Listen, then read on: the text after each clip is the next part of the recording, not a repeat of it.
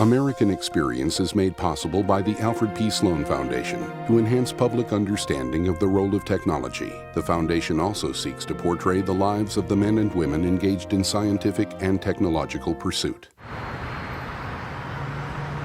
At Liberty Mutual Insurance, we do everything we can to help prevent accidents and make America a safer place. Liberty Mutual is proud to support American Experience.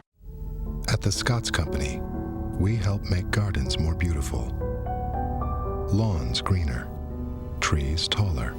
If there's a better business to be in, please let us know. American Experience is also made possible by the Corporation for Public Broadcasting and contributions to your PBS station from viewers like you. Thank you. Tonight on American Experience. I saw a passenger running towards first class. He had a gun in his hand. 4 planes. We never thought that would happen, and it was the first time it had happened. Hundreds of Americans on board. The 305 hostages were told that they would be killed if the government refused to release Palestinian prisoners. This was America's introduction to global terrorism. Hijacked. Tonight on American Experience.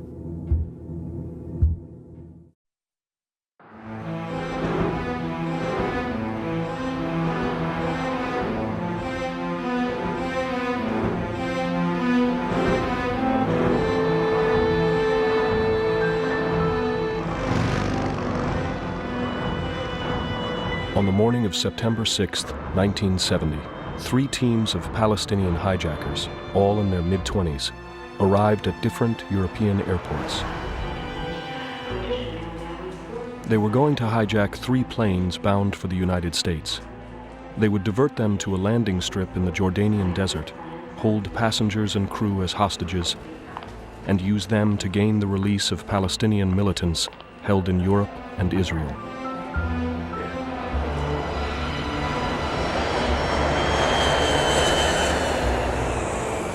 The plan was the brainchild of a small guerrilla group, the PFLP, the Popular Front for the Liberation of Palestine. The first targeted plane was El Al Flight 219 from Amsterdam to New York. 4 hijackers were assigned to take it over, including a Palestinian woman, Layla Khaled. We knew that the plane had armed guards, but who could resist 4 people armed with guns and hand grenades?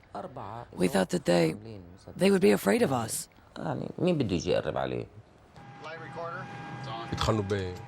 We began the pre-flight checkups. Then the El Al station manager and the head of security came into the cockpit. They told me, "Listen, we have 4 suspicious passengers." I asked, "Why are they suspicious?" The head of security told me that they had all bought their tickets in advance, but they all came in the last minute to pick them up. 2 had bought tickets for first class and 2 for economy. Those from economy class were light-skinned. Those who had bought tickets for first class were black. They had Senegalese passports, and their passport numbers were in sequence. One ended in 5, the other one ended in 6.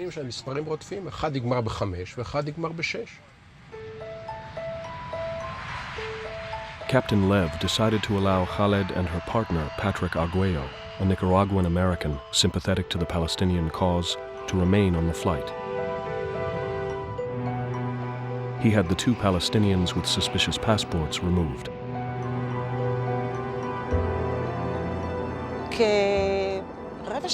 About 20 minutes after taking off, when the plane had almost reached its cruising altitude, we heard a scream from the economy section. The purser told me to go back to economy and see what was happening. We ran towards the cockpit. We passed through the first class. It was a matter of seconds. I heard some shooting, and I saw someone in the first class grabbing the telephone, trying to call someone.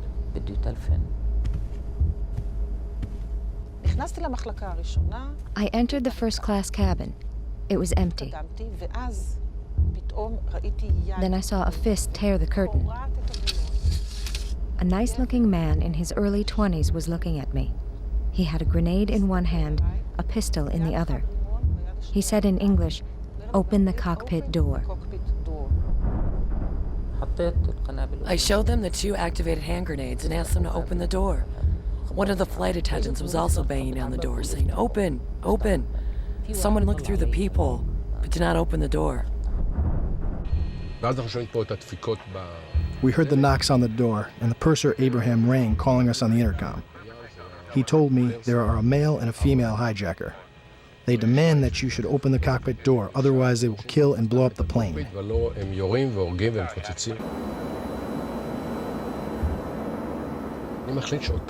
I decided that we were not going to be hijacked. The security guy was sitting here ready to jump. I told him that I was going to put the plane into negative G mode. Everyone would fall. When you put the plane into negative, it's like being in a falling elevator. Instead of the plane flying this way, it dives and everyone who is standing falls down.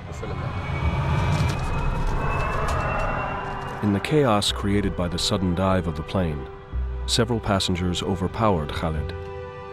One of the air marshals on board shot Arguello.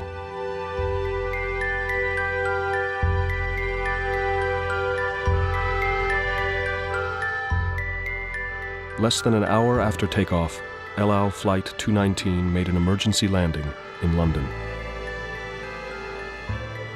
Leila Khaled was arrested. Patrick Arguello was taken to a local hospital where he was declared dead upon arrival. In failing to hijack the El Al plane, the PFLP had lost its most important target. It had hoped to use the Israeli passengers on board to force Israel to release Palestinians held prisoner.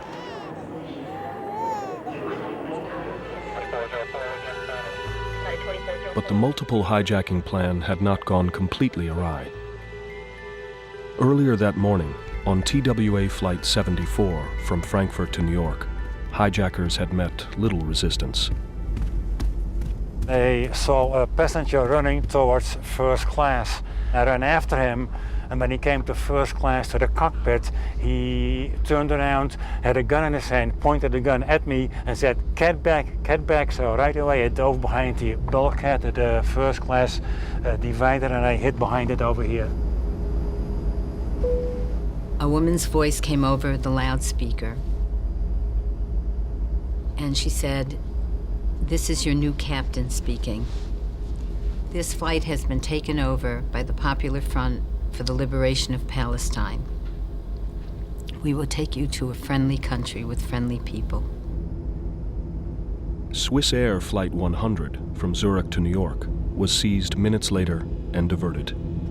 The 2 planes carrying more than 300 hostages were now headed toward the Middle East. This is the CBS Evening News with Walter Cronkite and Eric Hostages were told they would be well taken care of. The world public opinion did not help. I heard about the story because, in fact, the CBS newsroom in Washington alerted me. This was America's introduction to global terrorism. America really had not had any serious exposure to terrorism before this time.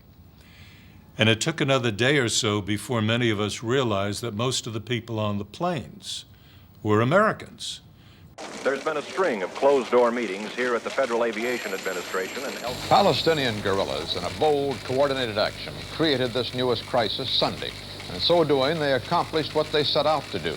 They thrust back into the world's attention a problem diplomats have tended to shunt aside in hesitant steps toward Middle East peace. By early evening, President Richard Nixon had cut short his Labor Day weekend in California and returned to Washington. The White House's primary cause for concern was the delicate Cold War balance of power in the Middle East. At the time, the U.S. was allied with Israel and the Soviet Union with most Arab countries. Nixon decided that he and his national security advisor, Henry Kissinger, would personally manage the crisis. we have to remember that in those days, the fundamental issue for Nixon and Kissinger was in what way does a foreign policy issue affect the balance of power between the United States and the Soviet Union. That was the thing right up front in their minds. And at this point, they didn't know immediately how it would affect the balance, but they knew it could, and that's what was important. 3 planes had been targeted for hijacking on September 6th. There would soon be a 4th. After being removed from the El Al flight, the 2 Palestinians with Senegalese passports managed to purchase first-class tickets on Pan Am Flight 93 from Amsterdam to New York. We were ready for takeoff in Amsterdam, and the airplane came to an abrupt stop in the middle of the runway. And Captain Pretty called me up into the cockpit and says, "I'd like to have a word with you." I went up to the cockpit and he says, "We have 2 passengers by the name of Diab and Gray." He says, "Go down and try to find them in the manifest because I would like to have a word with them." Captain Pretty said to him, "I apologize for asking." He said, "But I'm going to have to search us." They said, "Search us."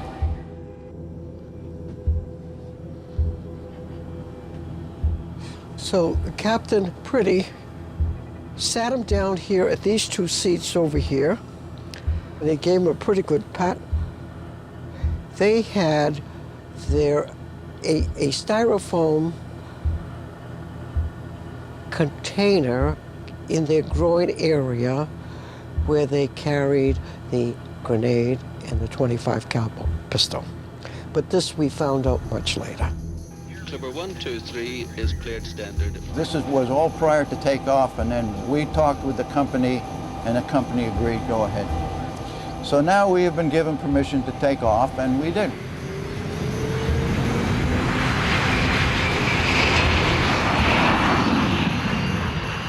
With their hidden weapons, the hijackers easily seized the plane and forced the pilot to fly toward the Middle East.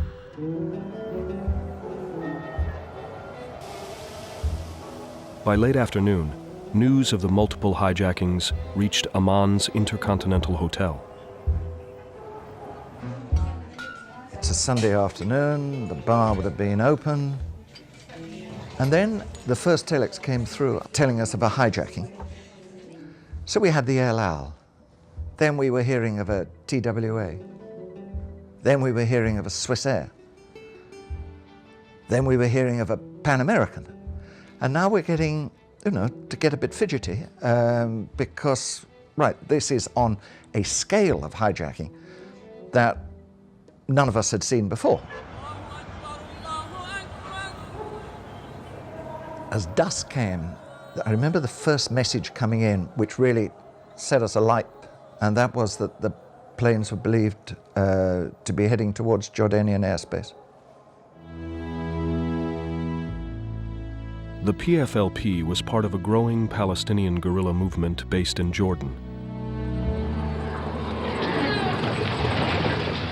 Stunned by Israel's victory over their Arab allies in the 6 Days War 3 years earlier, many Palestinians felt that they needed to take control of their fate by any means possible.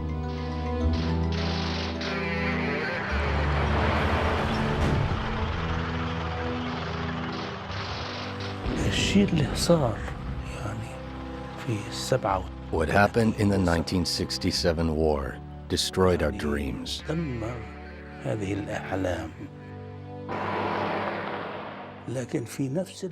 We said that the world does not understand or know about the Palestinian problem.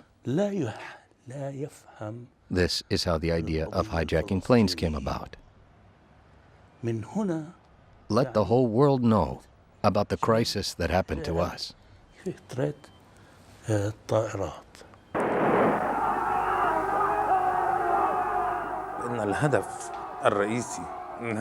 The main goal of this operation was to gain the release of all of our political prisoners jailed in Israel in exchange for the hostages. This was, of course, an era when Vietnam had demonstrated that small, backward countries could stand up to superpowers, and there was some sense in which the Palestinians were trying to emulate that. I think the Palestinians generally and the PFLP within the Palestinian movement knew that they had a weak hand. The guerrilla war option really wasn't going to work quite the way it had in Vietnam. And so I think they were always trying to find ways to do things that had highly dramatic content to get attention. The hijacked airliners were being flown to an abandoned airstrip in the Jordanian desert, a remote site under Palestinian control. The hijackers had dubbed it Revolution Airport.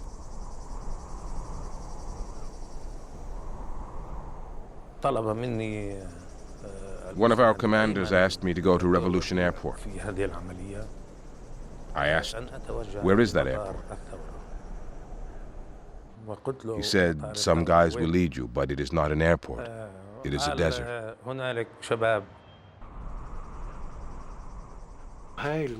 In this area, the ground is very hard.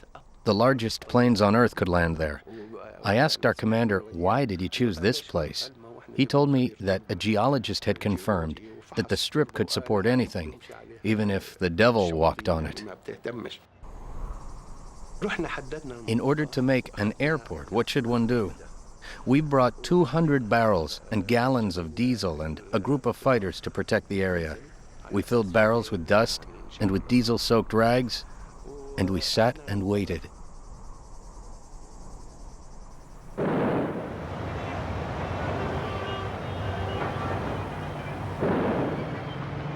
Revolution Airport was in one of the many areas of Jordan controlled by Palestinian factions that had united under an umbrella group, the Palestine Liberation Organization. We had in Jordan a situation where the PLO had created a state within a state, where they had roadblocks all over Amman, the capital. They were controlling the north. They were challenging the leadership of King Hussein.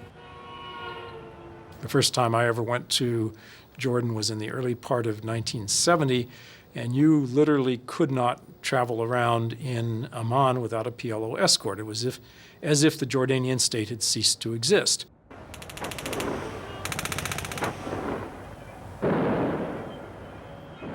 So you had the hostage crisis, which was kind of a spark for an already incendiary situation.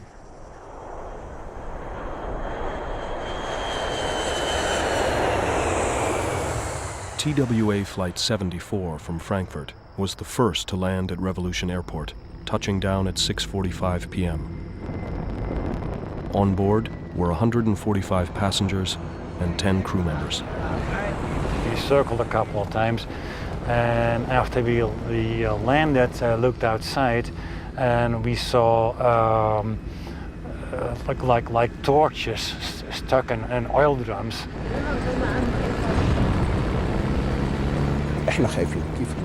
We were afraid. Could you imagine how the passengers felt? We were anxious that the operation would fail. It was a big responsibility. As soon as we touched ground, the plane was rushed by people in army fatigues with keffiyehs on and with all kinds of weaponry that I had not seen in my life. Barely 10 minutes later, Swiss Air Flight 100 from Zurich landed with 143 passengers and 12 crew members on board. I looked outside, I see nothing. And out of the blue, boom, we hit hard. We hit so hard, I thought we had crashed. And everybody was rushing for the doors, thinking that the plane was going to blow up.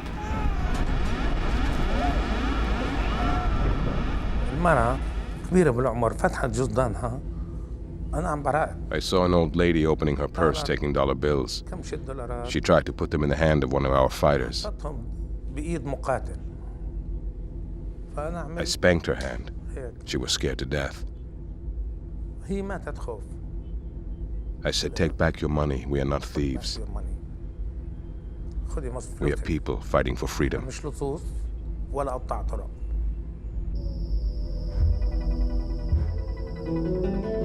The desert grew very cold at night, Bassam Abu Sharif would later write in his diary.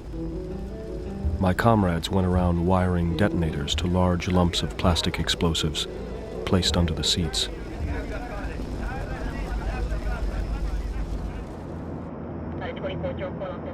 There was still one more hijacked plane in the air, Pan Am Flight 93. Its pilot, Captain John Priddy, convinced the hijackers that the 747 was too big to land in the desert. After refueling in Beirut, with dynamite. And I said to him, what's going to happen to this airplane? He says, what do you care about this imperialistic airplane? I said, what about my imperialistic ass and my passengers? We had to circle. The hijackers would look out the window and they would confirm, yes, indeed, this is Cairo. They could tell even though it was nighttime. And I said to all the attendants, now hear this and hear it good. When this airplane comes to a complete stop in Cairo, which was our destination point, I says, don't wait for me, don't wait for the captain, and don't wait for Jesus Christ. We're going to evacuate the airplane like right now. 50, 40, 30. I looked around and saw this gentleman lighten up the fuses on the dynamite as we were descending. Flight Director John Ferruggio hurriedly gave evacuation instructions, which one of the passengers managed to record on a tape deck. We want you to do this here so that nobody will get hurt. Just pay attention to what your stewardesses at each door tell you. Go down to the bottom of the ramp and then get away from the aircraft.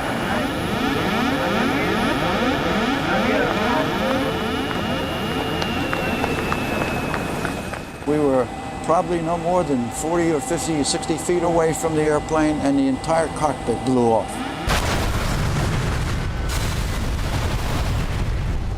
And when I looked up at the nose of the airplane, it was gone, and I could see the captain's seat was sitting on the floor all by itself. All the passengers and crew managed to escape safely. The hijackers were arrested by Egyptian police.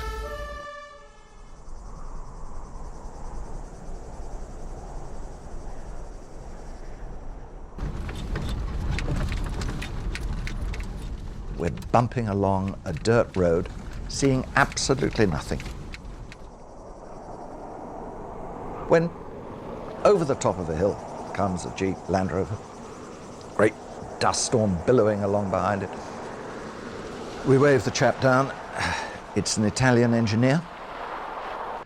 Excuse me, sir, have you seen any aeroplanes? Which might seem a pretty damn fatuous question. Yes, he says. Over there. Thank you. And we power back in and bump along a little bit further. And then we go over a rim.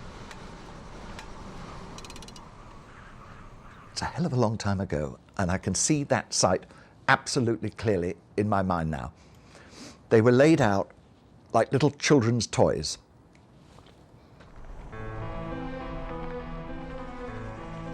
We just stopped there in amazement because we were in the middle of nowhere. Mid-morning, the PFLP issued their first ultimatum. They would blow up the planes with their passengers on board unless Layla Khaled and Palestinian militants imprisoned in Israel and Europe were released within 72 hours. The US and European countries whose citizens were being held hostage agreed to negotiate with the PFLP via the International Red Cross. Israel refused to participate in the negotiations. The PFLP spokesman had decided that, having got the media there, and our ranks had swelled during the course of the day, what he needed to do was to have a news conference. Excuse me, we wanted the captain and the stewardess to tell us about the sanitary conditions on the TWA plane, how things are. Would you like to smell? Yes, what do you think? yes. They don't have water. What do you mean asking such a question? The spokesman for the PFLP, Bassam, thought then that there could be some sort of give and take of statements. The American girl here, could she tell us how the passengers are? We're very crowded, and I think the women, and especially the children, are very restless. Could we also shoot the... Please, you can shoot only the two planes. How about the Palestinian flag?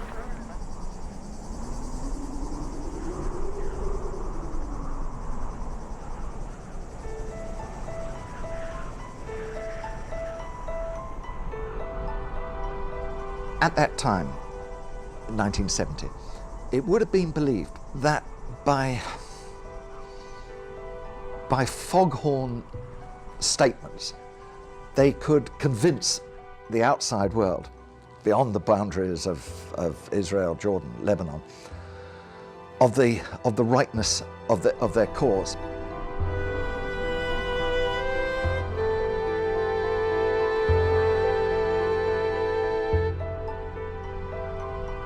This today would seem to show a quite stunning naivety. It would seem to show almost a childlike innocence.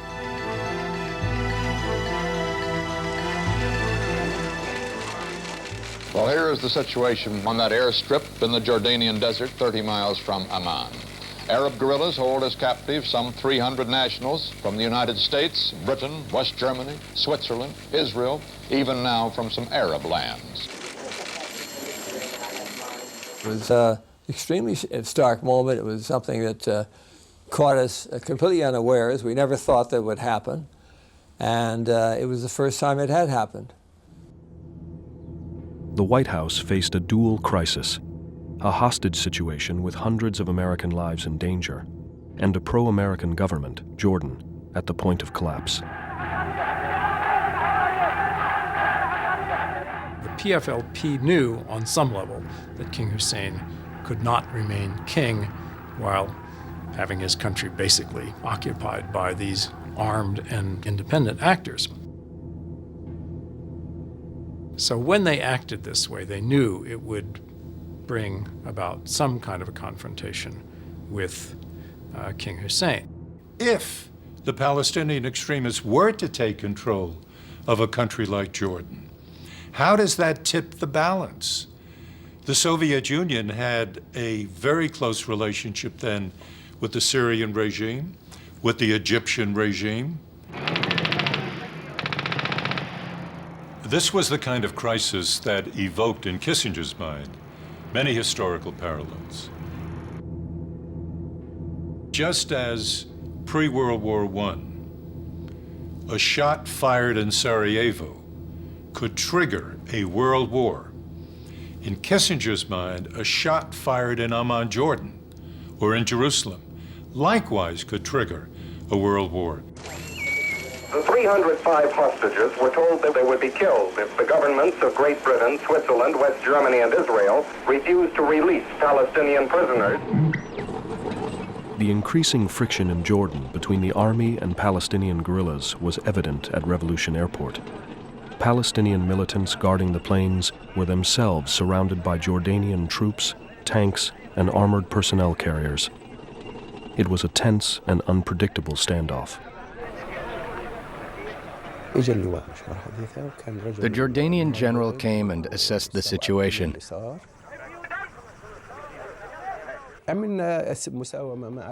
We negotiated with him. We told him, you should take your troops a mile back, and we will free the women and children. Jordanian chief of staff had been negotiating with the commandos. He succeeded in getting them to release the women and children, they said that they want all the women and children off the plane. And I said to my husband, I'm not going. I said, I want us to stay together. And he said, you have to go. Whatever is going to happen, it'll be a lot easier for me if I know that you and Talia are safe. As we leave, they ask our names and they ask our religion. I just said I was Jewish because all my life I had grown up in the shadow of the Holocaust, and I had always thought that someday my turn was going to come, and I thought, this is my turn, so I didn't think twice about it. But the girl who was following me said to them, well, why do you want to know? And they said, Jewish. And she said, no, I'm Protestant. And I don't think they saw us as a group of people who were Americans and related to each other as Americans. I didn't realize at the time that what they were doing was they were dividing us up. Why are you keeping the Jewish women and children hostage? They are not kept because they are Jewish. They are kept just for interrogation for the reason I mentioned, the dual citizenship. Israel and the United States of America. The two friends that I was with, one was Jewish, and my oldest friend Nancy, who was not Jewish, when they separated us, you know, it was the first time in my life that I had been separated, that I had been identified as Jewish, and something different happened to me, that my treatment was different because I was Jewish. Palestinians had tried to make an argument, especially the leftists, that they were not anti-Semitic, that they were just anti-Zionist.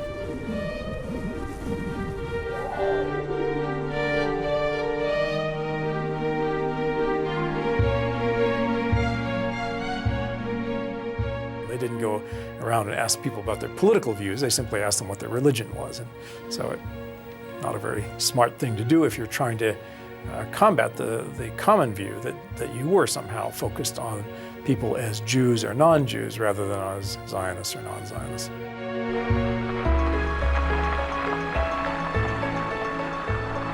We were still standing there when they finished loading, and they told us to go back on the plane. So we got on the plane, and I went to my husband and I said, well, now at least whatever we have to face, we'll face it together.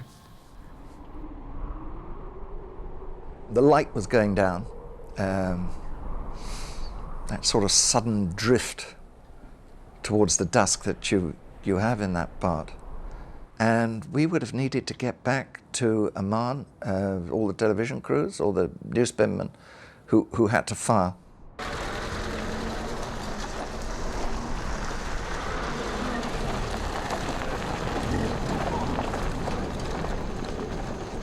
And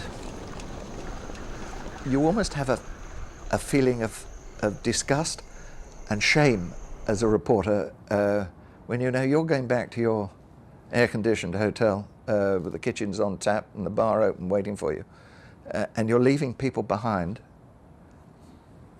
who are in a bad and unpleasant and frightening situation. The electricity is turned off on the plane, and they hang a lantern in the middle of the plane, which is our one source of light. And some of the terrorists came on the plane and woke up one of the flight attendants and said, we're going to call some names of people that we want to interview. And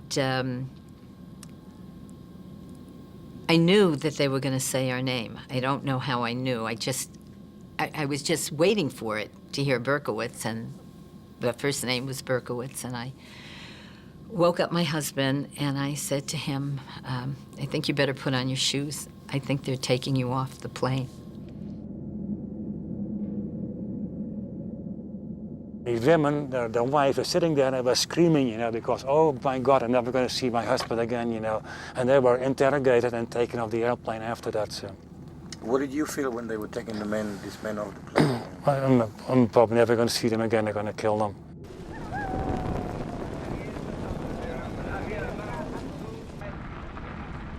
PFLP gunmen took Jerry Berkowitz, 3 U.S. government employees, and 2 rabbis to a hideout 100 miles away in case Israel attempted a rescue operation at Revolution Airport.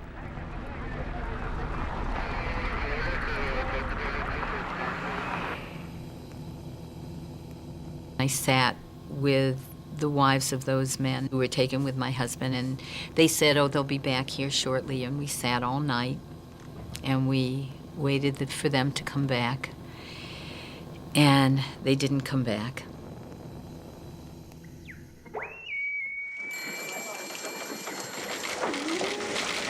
The White House is showing signs of edginess and grave concern. Through the first 36 hours, the White House publicly all but ignored the hijackings in comment and action. The White House is doing its best not to convey any impression of panic.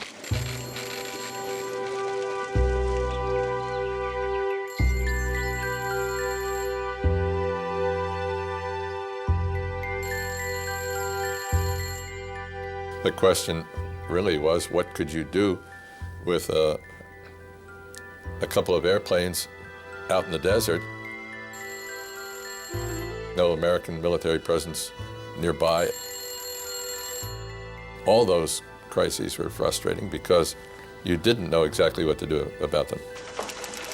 Tonight, President Nixon called a meeting of his top advisors, but indications of urgency are beginning to pile up in a lot of little ways, including the suddenness with which tonight's presidential meeting was announced. After the meeting, Secretary of Defense Melvin Laird received a phone call from the president. Nixon, Laird recalled, wanted to bomb the PFLP forces and facilities near Revolution Airport.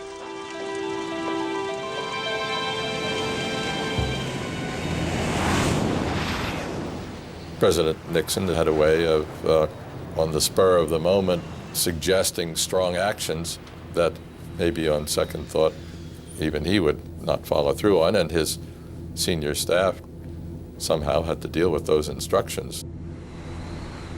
In this case, I think Melvin Laird found that the weather wasn't good or something, and that was the end of the suggestion for bombing. Years later, Secretary Laird would admit that the weather was just an excuse. Given America's involvement in Vietnam, he did not want to drag the nation into a new military adventure.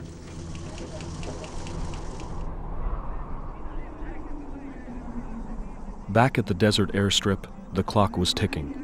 In a little more than 24 hours, the PFLP deadline would expire.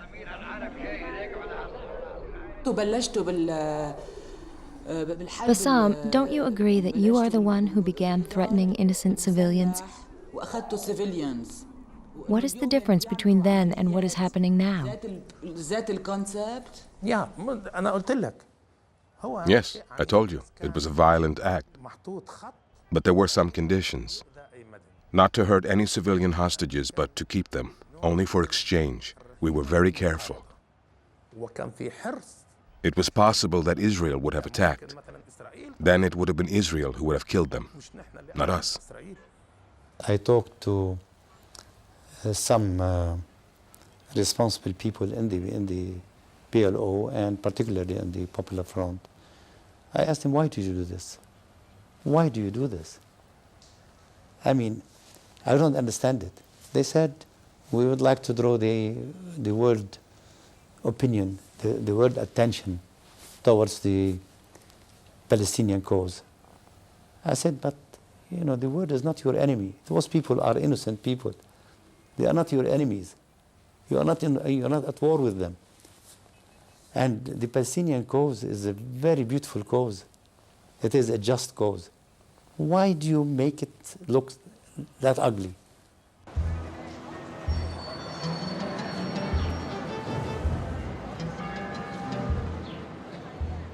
All eyes were now on Jerusalem.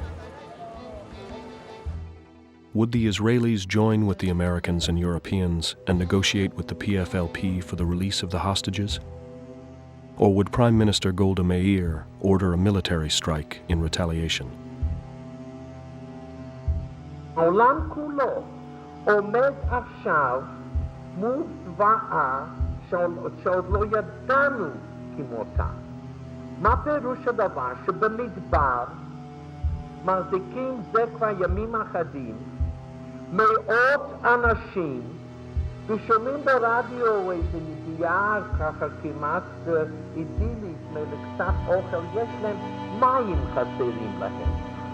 במדבר, בחום הזה, חסרים להם מים, לילדים האלה. בעולם כולו עומד, והדבר הטוב ביותר שיכול לעשות זה לשלם שוחד. At that time, we could not even imagine negotiating with terrorists. We wanted to fight them and thought that we were winning. We knew that giving in to terrorists only encourages them.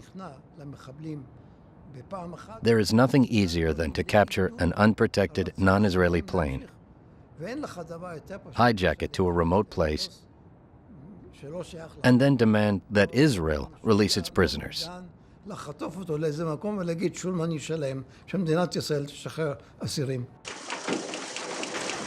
The greatest anxiety among the passengers on board must lie with the Jewish passengers, now that the Israeli government have refused to consider exchanging them for captured commandos. Israel's position also made the work of the Red Cross far more complicated. It could offer the PFLP only Leila Khaled and 6 of her comrades held in Europe, not the thousands of prisoners in Israel that the militants had requested. We were living under pressure from one side, threats from the other. We had to face danger of an outside intervention, ultimatum, and notably the risk of an Israeli military intervention, which was for us the ultimate risk. Can we go back to this hard question about the deadline? Are you saying that the deadline will be 4 a.m. on Wednesday? Yes. No, 4 a.m. on Thursday or on Wednesday? Thursday. 4 a.m. Thursday. The tension was extraordinary. I believe we were at the dawn of a new war, and not only a local one.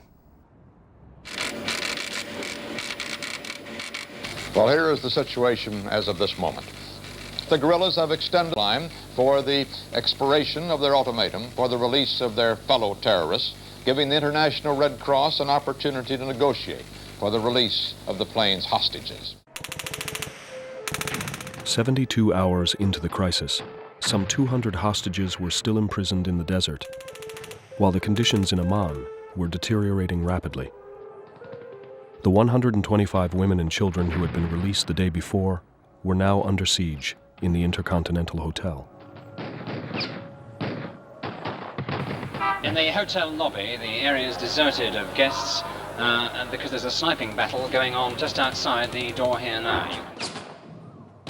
As Jordan slipped into civil war, the hostages' safe haven was fast becoming a battle zone.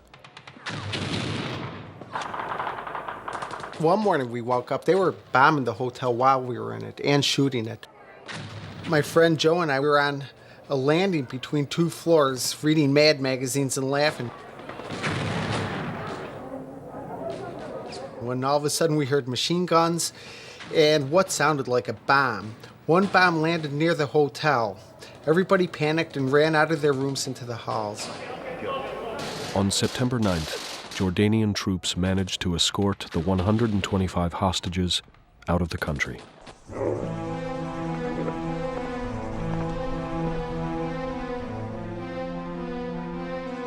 200 hostages, however, remained stranded in the desert.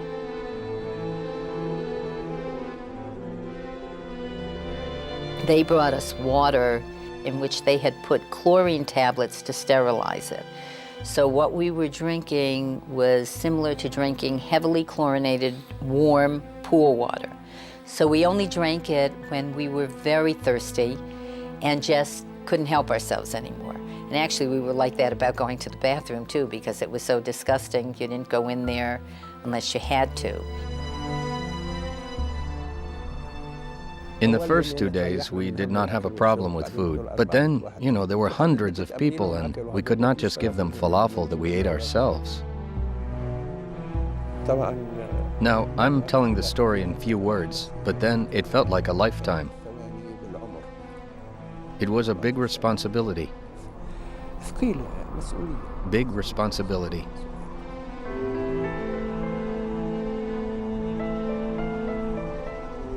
We had this extremely complex attack plan for airliners.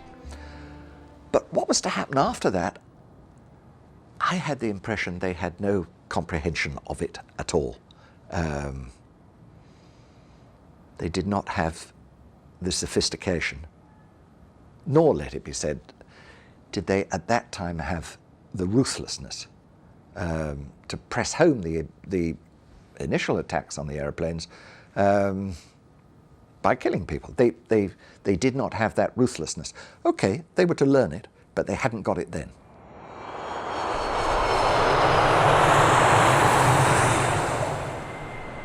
Once it became clear that the PFLP was not going to execute hostages, its bargaining position weakened. Then, on September 9th, a PFLP sympathizer hijacked a British BOAC plane en route to London, a fourth hijacked plane with 105 passengers and 9 crew members on board.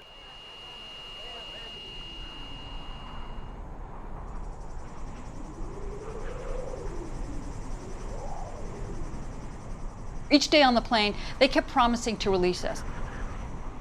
So I thought, okay, I'll spend another night on the plane and then I'll get off the next day. We got this every day, we got a promise. And then they started taking us off. I was one of the first people that they identified to take off. After evacuating all of the passengers, the PFLP blew up the 3 planes in succession.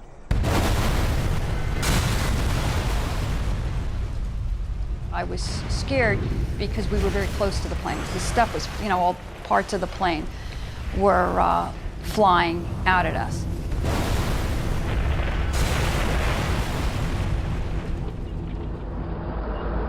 The scarier part was being surrounded by the Jordanian army because the PFLP folks, had rifles with them, and they pointed their guns at us. The army came at that very moment. We told them, here are the hostages. If you touch us, either we all die, or you let us go.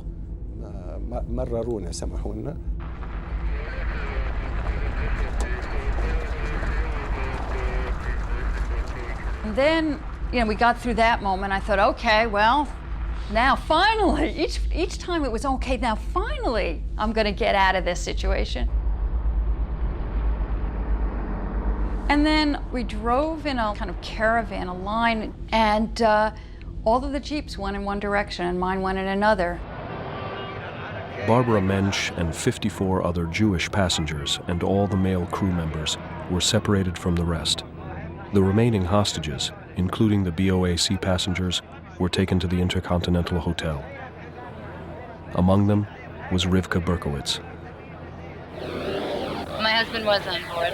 Where is he now? I don't know. Do you have a dual Israeli-American passport? I have American passport.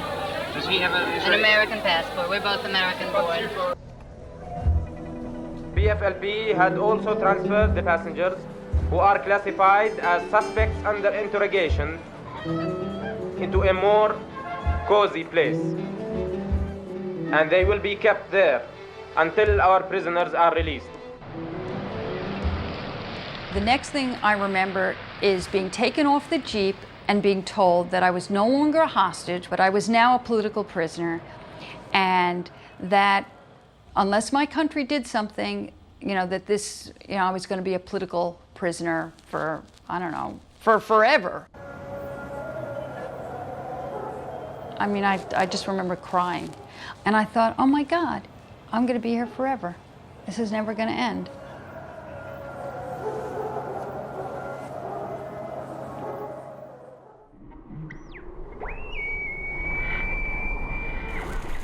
The Arab commandos called this the Revolution Airport. Today it might more aptly be called Desolation Airport.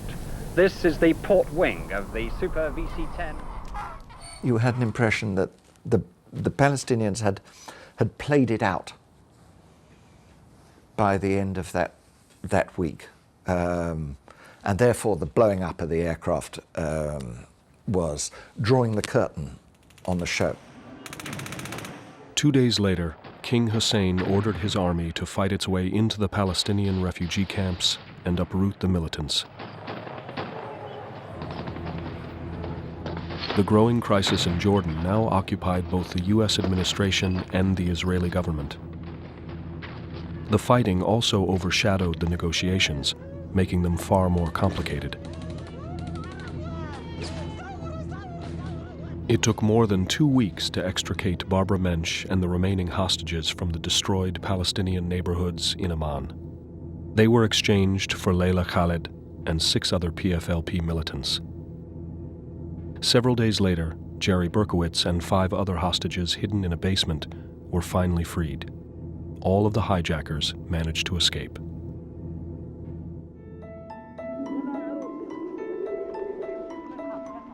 Palestinians would say, I suppose, that they didn't have great choices. There weren't ways of getting the world's attention by having peaceful demonstrations, and that somehow they had to show how dire the situation was by inflicting pain. But I also think that once you get started with this kind of militancy, it's hard to turn it off. People begin to compete for ways of doing another more dramatic blow. It's difficult to stop once you've developed that as one of your modus operandi. The unprecedented events of September 1970 would soon be forgotten, but they would mark the end of one era and the beginning of another, a more violent and dangerous time when terrorists would no longer hesitate to take the lives of innocent people.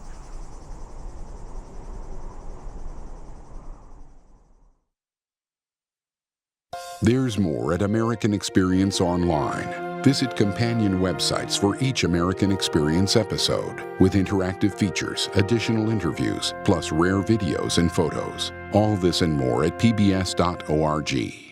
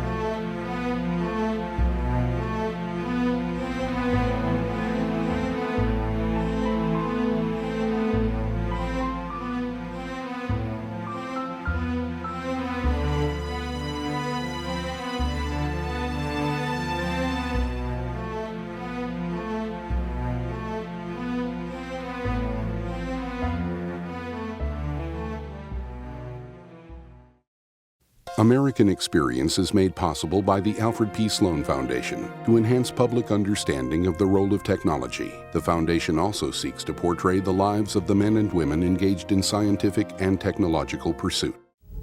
At the Scotts Company, we help make gardens more beautiful, lawns greener, trees taller.